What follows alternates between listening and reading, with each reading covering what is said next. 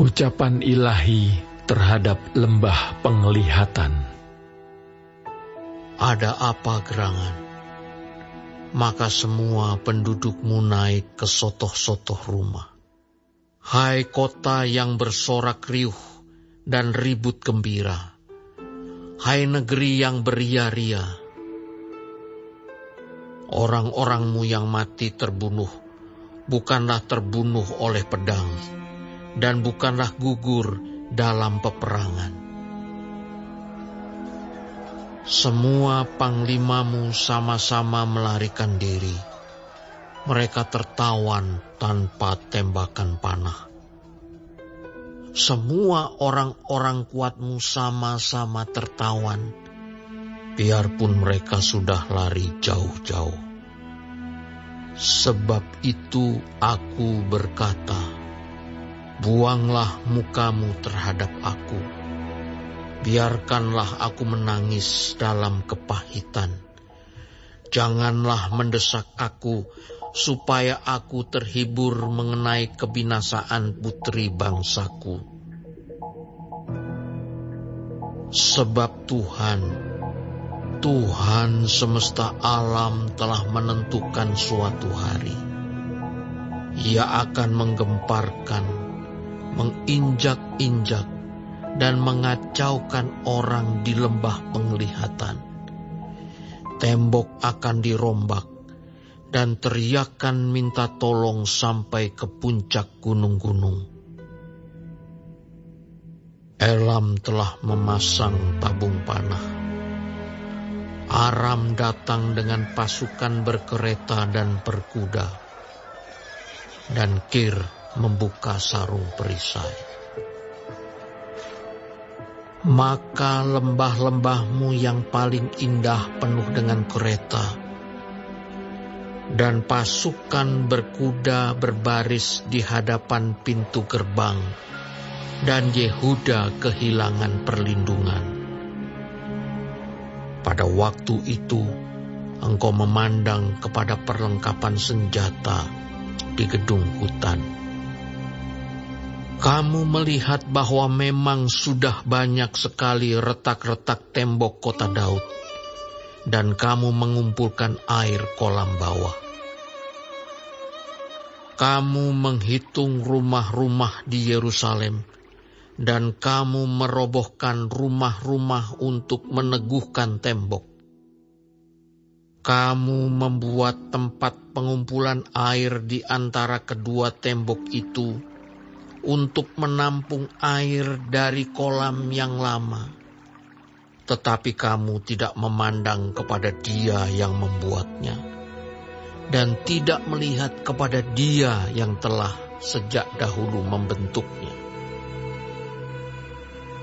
Pada waktu itu Tuhan semesta alam menyuruh orang menangis dan meratap, dengan menggundul kepala dan melilitkan kain kabung. Tetapi lihat, di tengah-tengah mereka ada kegirangan dan sukacita, membantai lembu dan menyembelih domba, makan daging dan minum anggur, sambil berseru,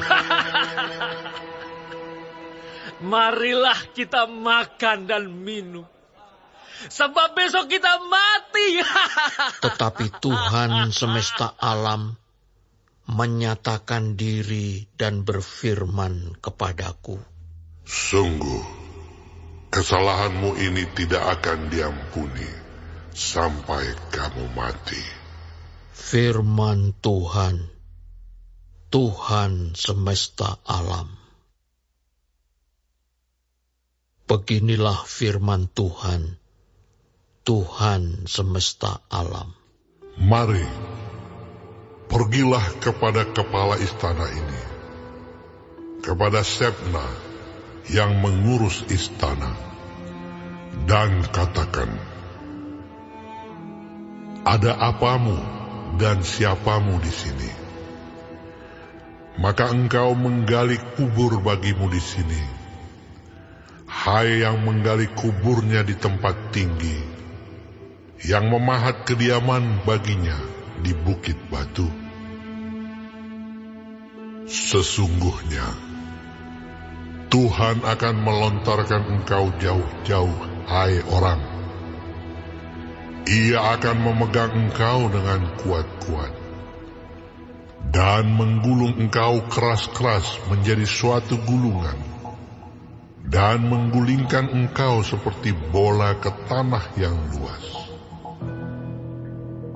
Disitulah engkau akan mati, dan disitulah akan tinggal kereta-kereta kemuliaanmu, hai engkau yang memalukan keluarga Tuhanmu. Aku akan melemparkan engkau dari jabatanmu, dan dari pangkatmu engkau akan dijatuhkan.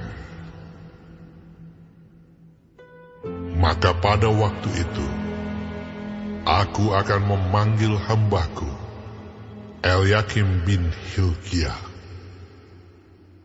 Aku akan mengenakan jubahmu kepadanya, dan ikat pinggangmu akan kuikatkan kepadanya, dan kekuasaanmu akan kuberikan ke tangannya.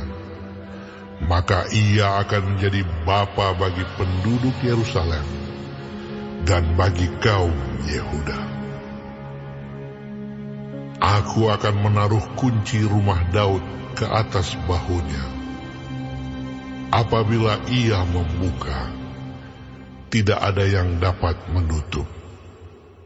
Apabila ia menutup, tidak ada yang dapat membuka. Aku akan memberikan dia kedudukan yang teguh, seperti gantungan yang dipasang kuat-kuat pada tembok yang kokoh. Maka ia akan menjadi kursi kemuliaan bagi kaum keluarganya, dan padanya akan digantungkan segala tanggungan kaum keluarganya, tunas dan taruk, beserta segala perkakas yang kecil, dari piring pasu sampai periuk belanga. Maka pada waktu itu, demikianlah firman Tuhan semesta alam. Gantungan yang dipasang kuat-kuat pada tempat yang kokoh itu tidak akan kuat lagi, sehingga patah dan jatuh, dan segala tanggungannya itu hancur, sebab Tuhan telah mengatakannya.